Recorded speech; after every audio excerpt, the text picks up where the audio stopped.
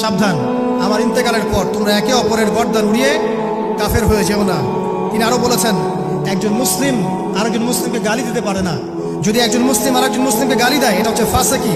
এবং একজন মুসলিম যদি আরেকজন মুসলিমের সাথে যুদ্ধ করে, এটা হবে এক প্রকার কুফরি। তিনি আরো বলেছেন, হে জনগণ, জেনে রাখো, আমার পরে কোনো নবী নেই, আর আমার পরে তোমরা ব্যতীত আর কোনো উম্মত নেই। এর চেয়ে স্পষ্ট কথা হতে পারে?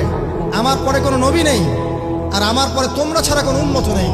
তাহলে আমরা যখন নতুন নতুন নবী বানিয়ে নিচ্ছি, কোনো কোনো ক্ষেত্রে বলছি একজন ব্যক্তি ছিলেন, সে নিজে ঈসাও ছিল, সে মাহদিও ছিল, সে নবীও ছিল। দিন দিন মানুষ এই খাতায় নাম লেখাচ্ছে। সুবহানাল্লাহ।